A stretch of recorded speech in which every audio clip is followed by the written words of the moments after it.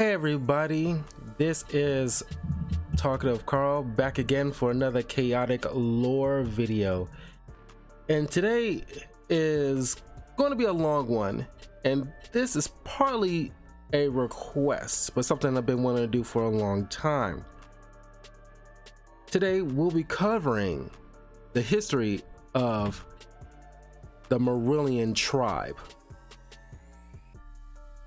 Part of this lore will be coming from the Marrillian Chronicles as recommended by a viewer named Tom Winham. So this is for you. Thank you for the request. Sorry it took this long, but it was a lot to put together and I had to make sure that I read through the Marrillian Chronicles to make sure I got everything together.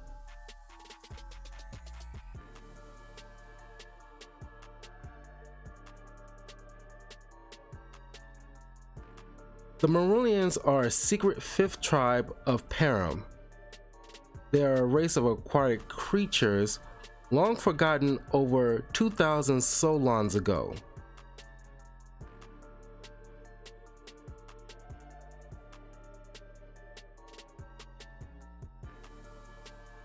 All right.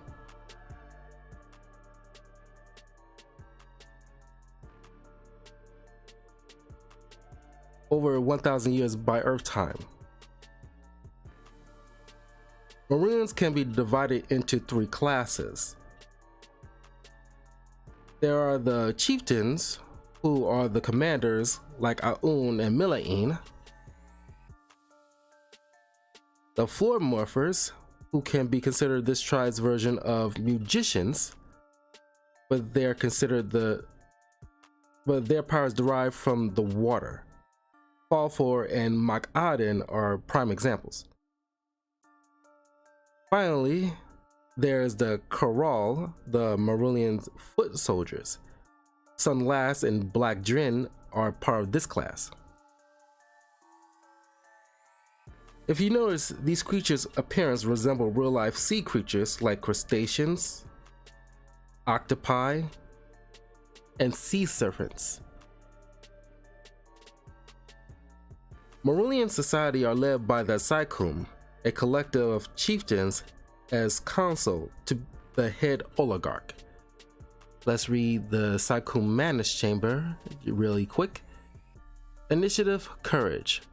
Engaged creatures gain Exhaust Courage 5 and Exhaust Wisdom 5. Flavor text reads, the lucky ones go insane. So far, the Marrillians had only 2 oligarchs we know of.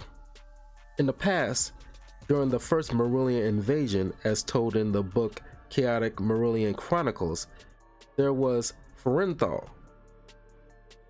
At some point, Aun ceded her to be the new oligarch until his defeat by the hands and tentacles of Maxor, Kaor, and Imparu. That's in season 2, episode 27, Legions of Aun. For many years, the Marrillians have been locked away behind the doors of the deep mines until Falfor released them.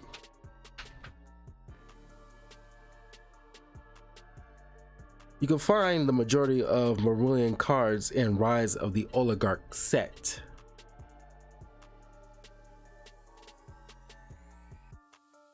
Marrillians treat everyone outside their tribe as enemies, although some of them barely like each other. As stated before, Marrillians are aquatic creatures that are largely secluded from the rest of the other tribes. Their appearance is based on octopi, sea serpent, and crustaceans. They possess psychic abilities like Marvel Comics' Jean Grey, but they are a smaller tribe, so they couldn't put up a straight up fight. The majority have dreams of conquering. This bears a similar mindset as the Marvel villain Kang the Conqueror.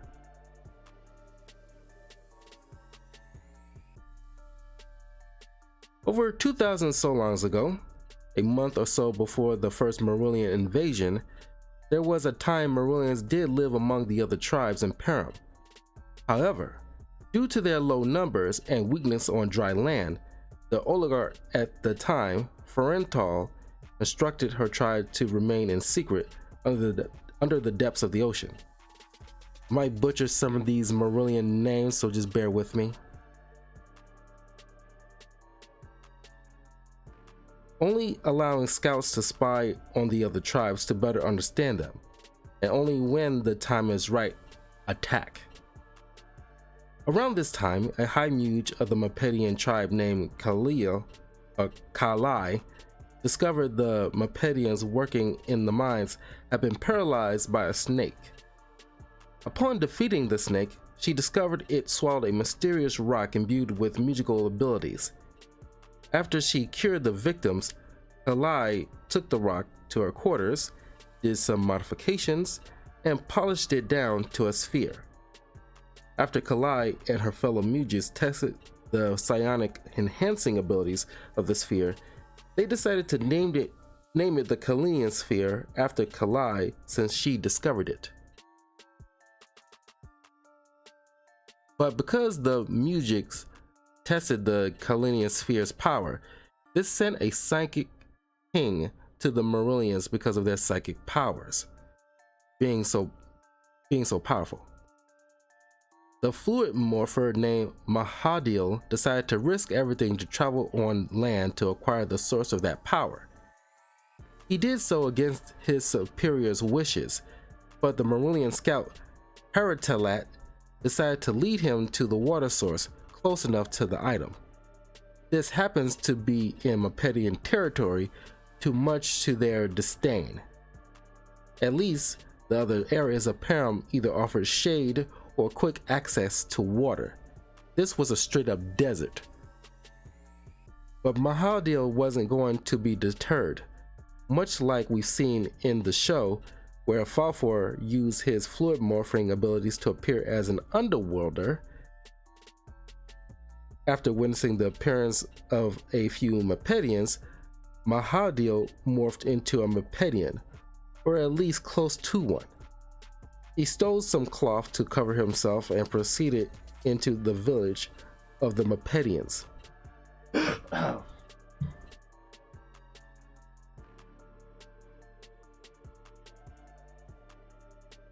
Mahadil was pulled towards one hut where the power source might be and ran into Kalai's apprentice, Barakar. Barakar was a young and optimistic Mapedian. He held a belief of all tribes getting along. Once he heard tell of a fifth tribe from Mahadil, this might be the bridge he thought they needed to come together in true peace.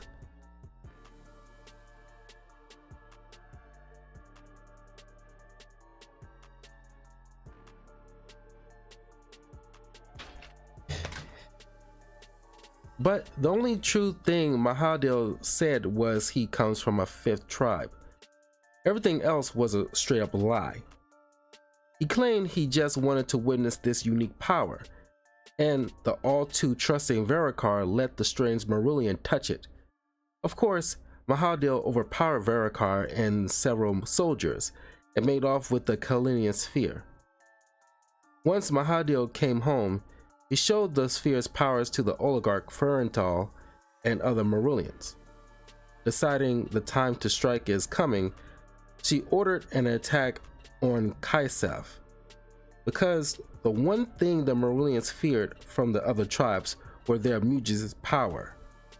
Toppling Kaisef into Lake Kenapo severely crippled all mujiks in Param, only to leave them with a small spark of Mujik. Reading the card really quickly. Initiative power. Mujik cannot be targeted. Flavor text reads, above the placid waters, Nadrin's castle towers. A dim light flickers, and a mystery is born.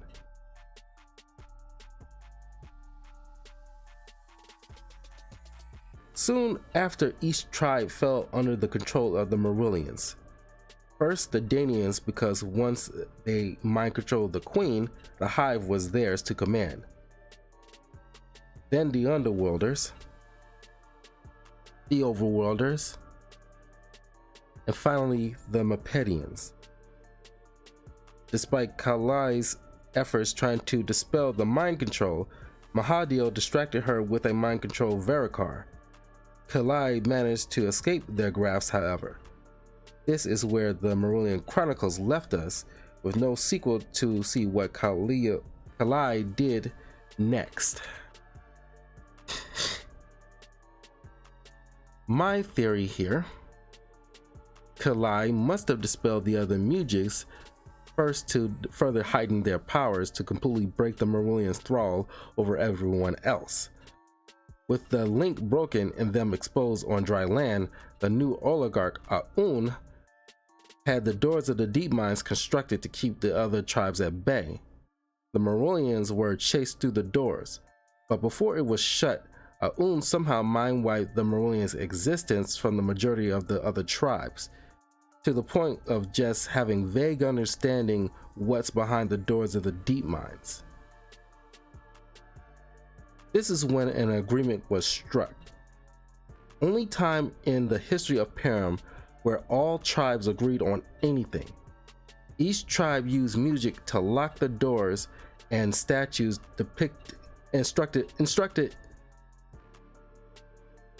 created statues depicting a creature from each tribe was erected as a sign of solidarity, each holding the doors closed. 4 guards, one from each tribe, is picked to guard the doors. The guards change regularly, but they always have to follow strict rules while guarding. Absolutely no fighting among each other, and no one is allowed in the chambers unless it was the scheduled shift change. But all 4 new guards have to be in attendance at the same time to avoid any underhanded tactics. If these rules are broken, they are faced with permanent exile. Eventually, things went back to normal in Param.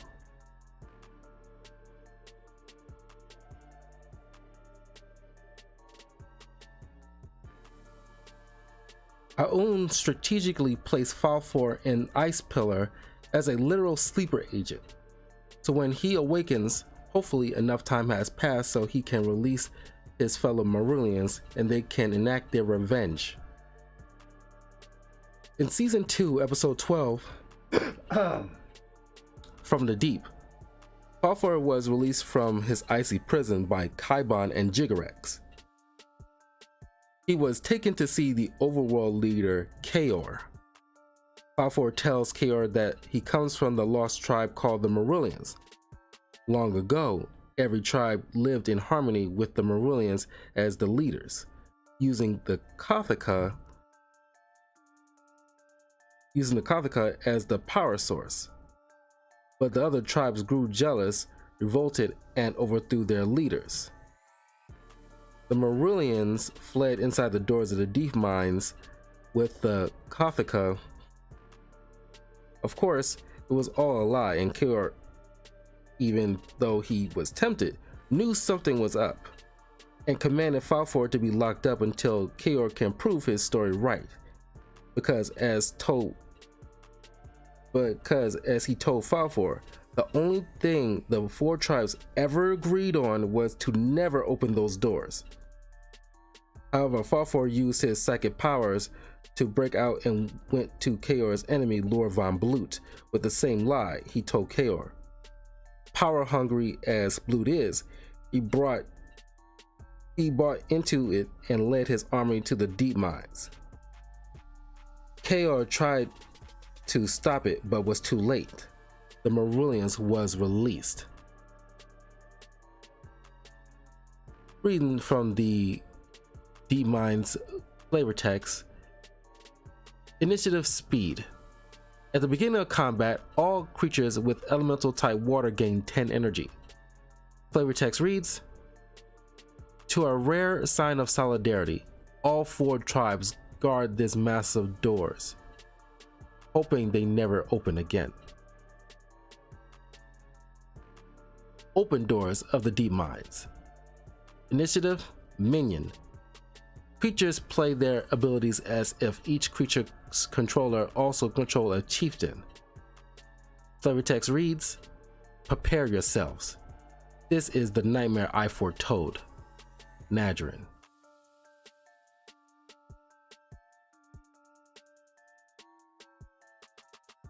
Their plan was simple. Mind control the inhabitants of Param as slaves to help flood all of Param. Each Marrillian in the Cyclone Council went to strategic locations to do the most damage. Nithwar took over Mount Pillar Reservoir. Flavor text reads, Initiative Courage. When this becomes the active location, each player may return a chieftain from their discard pile to play in an unoccupied space on their side of the battle board with no magician counters. Marrillian and minion creatures have +5 water. Mount Pillar Reservoir, Nathur's Foothold. Marrillian took over the Lava Pond. Lava Pond, Marrillian's Foothold. Initiative Power. When this becomes the active location, each player reveals a random music card from their hand. Cards with the same name as the revealed cards may not be played this turn. Marrillian and minion creatures take 5 less damage from music and abilities. They ended up tainting the Danians' water supply and flooding the lava pond by rerouting the pipes in the underworld. Eric Tab and his brother Ralph Tab took over the overworld Riverlands, damming it up and turning it into a cesspool for the Marrillians. Riverlands, Eric Tab's Foothold. Initiative Wisdom. When this becomes the active location, each player removes a music counter from a creature they control. Marrillian and minion creatures take 5 less damage from attack cards. Ahun Kalan was in charge of taking over Raupal's shack in Mapedian territory. He temporarily received some resistance from the tribe thanks to the mysterious Owaki, but eventually he got his foothold on the location. Because it was a desert, Ahun Kalan began a ritual to conjure massive amounts of water in the area, going from the Raupal shack grid. Initiative Music counters. When the Raupal shack chime grid becomes the active location, each player places music counters on a creature they control. Flavor text reads, the sound reverberating far and wide, the Song of Doom. Then it went to Raupal shack condensation ceremony. Initiative Earth. Creatures without water cannot spend music counters to play music or abilities. Flavor text reads, fluid morphers can manipulate all water, from vast oceans to individual droplets of vapor. Then it finally evolved to Raupal shack Ahun Kalan's Foothold. Initiative Speed. When this becomes the active location, each player sacrifices a battle gear. When a Marrillian or a minion creature wins a challenge, that creature gains 5 energy.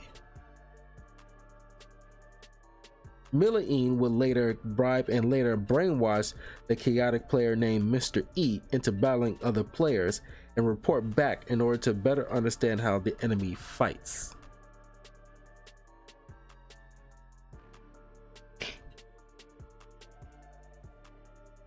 Marrillian would sometime later brainwash Hearing while Cass tried to get a scan of him. Feeling guilty, Cass attempts to save his friend but gets mind controlled instead. His friends would soon free him thanks to the Mind Bander. Kybro would later get a foothold at the Storm Tunnel. It will later be one of the few most devastating hits during the war. As you can see from the card depictions, the storm tunnel flooding, initiative speed. Engaged creatures gain +5 water. Engaged creatures with elemental type air gain +10 energy.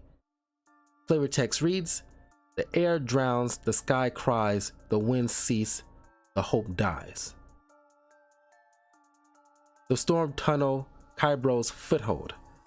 Initiative water. All attacks also count as water attacks. Damage dealt by air attacks is reduced by 5. Flavor text reads, fighting the war on many fronts stretches even the Marrillians to their limit. Then it evolves to finally the storm tunnel, lingering monsoon. Initiative water. The engaged creature with the lowest speed plays attacks at random. The scars of war remain long after the battle is over.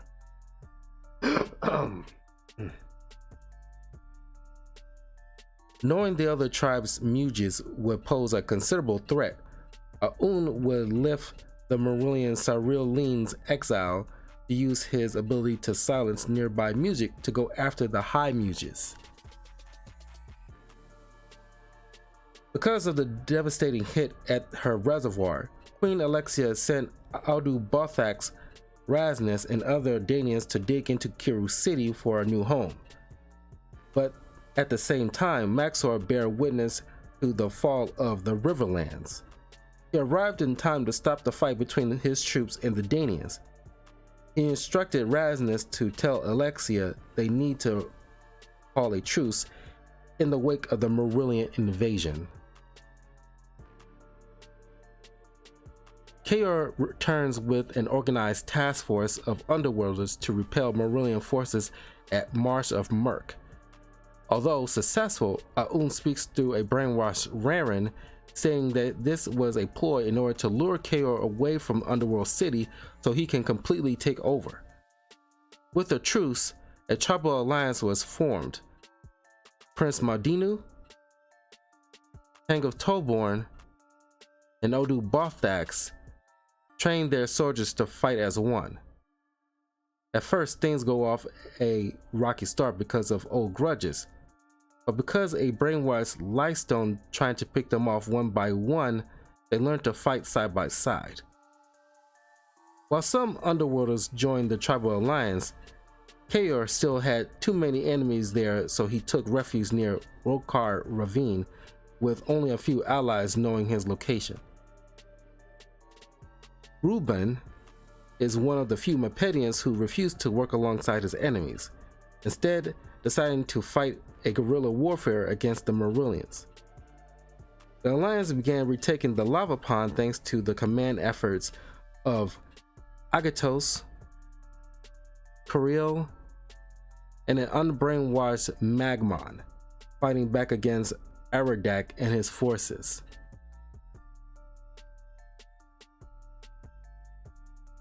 Things come to a head when everyone realizes the Marrillians' ultimate goal, using a heat cannon to melt the ice of glacier plains in order to flood all of Perim in one go. They began with establishing a camp, Glacier Plains Marrillian Melting Camp, Initiative Fluid Morpher. At the beginning of combat, each player may sacrifice 2 Magician's counters. If a player does not, his or her engaged creature loses 50 in each discipline. And Glacier Plains Marrillian Heat Cannon. Initiative, Magician counters. Sacrifice 50 Magician counters, win the game. Unique. If flavor text reads, if the ice melts, Perim will die. We must stop it, no matter the sacrifice. King of Toborn.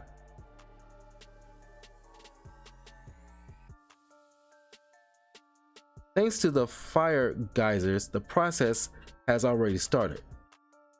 The Marrillian Galdrad oversaw the heat cannon's construction.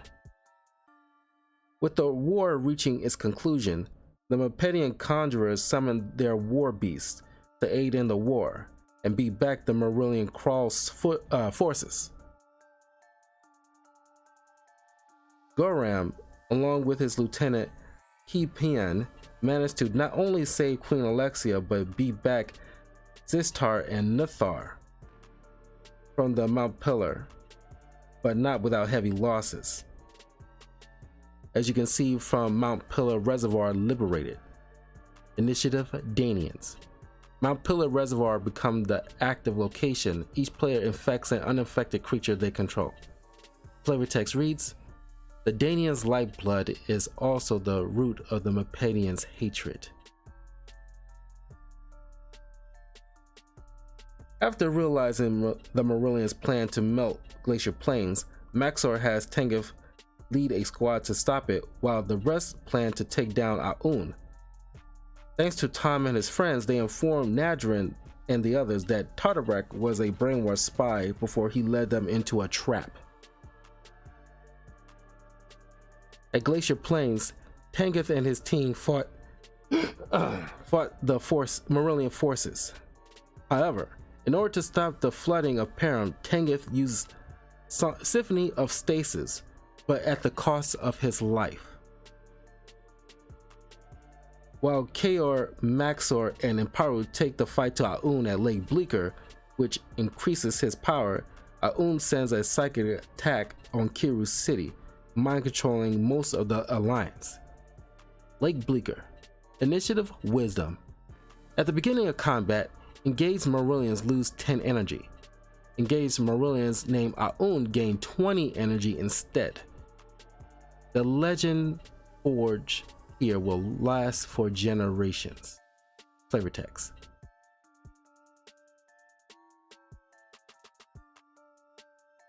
Outside of Kiru City, Takinam and her forces defeat Falfor and his forces, but then are met in battle by some Marrillians and most of the former alliance members. Once they took down Alvopar, he revealed that Aun must be destroyed in order to stop all the mind control for good.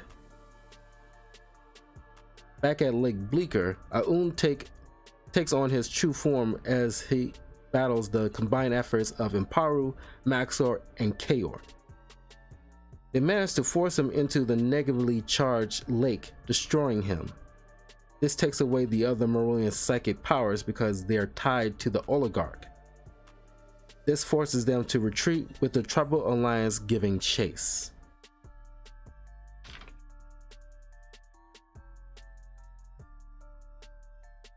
In the aftermath, Nuke Warren was infected, so no longer a Marrillian and now part of the Hive. The Storm Tunnel is liberated, but the damage is severe. Kaor ordered Kaibarn to construct a magma dam to bring the lava pond back to its former glory and push out Milaine, who hides away there. The magma dam. Initiative Air. Creatures without fire have Reckless 5. Flavor text reads, it only needs to hold until Kaor's hordes have amassed Kaiban.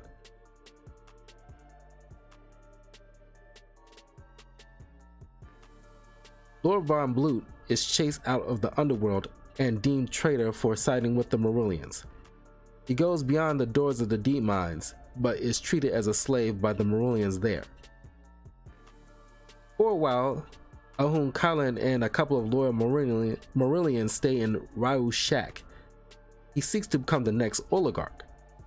However, Mak-Aden also seeks the role, which starts a civil war among the tribe. Ahun Kalan soon leaves the location.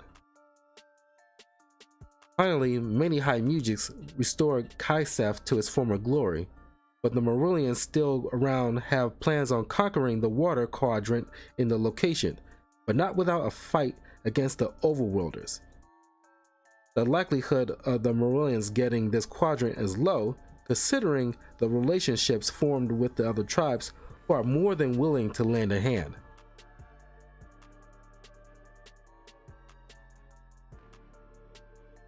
The strategy using the Marrillians. Marrillians are adaptable thanks to their minions and special abilities, but each class has a unique effect of their own. Chieftains uses stat checks in order to deal extra damage. Fluid morphers, they gain magicians every time a creature uses a water attack. Then they use those extra magicians to activate special effects. Finally, the Corral, although slow, they have element-proof abilities. Marrillians largely focus on control and destroying opponents with lower disciplines. They compensate on their lack of music casting by sacrificing musics to activate abilities. With minions also on their team, you're able to use their hidden abilities. And that is the chaotic lore done. The history of the Marrillian tribe. Like I said, this is going to be a long one, and there's going to be like a few other long ones in this year. And let me know in the comments below, what do you think of the Marrillian tribe? I can't tell you how like infamous and probably the most lethal of them are. Especially Aun having like 3 forms, like Dragon Ball Z kind of forms, him being the most powerful among them. But yeah, you know, I don't know how soon I will go over the other tribes and their history and background and their strategic gameplays, but they will be coming. But please leave a comment below. Let me know what you think of the Marrillians. What is your favorite Marrillian? Do you play Marrillians in the card game? How effective are they to you? And yeah, let me know what other chaotic lore videos you want done.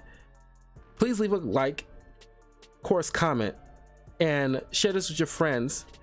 And let's try to get this to 100 likes. It will help me greatly. And I'm near my 400 subscriber goal. Once we reach there, I will be doing a Hot Ones challenge video in celebration of that milestone. I will buy the actual hot sauces from the show, the Hot Ones show, and try them out on camera, answering all your questions via Twitter or YouTube. And I will try each one out from the lowest setting to like the atomic one, the highest one. And yeah, I will see you guys next time for more chaotic lore, and take care, everybody.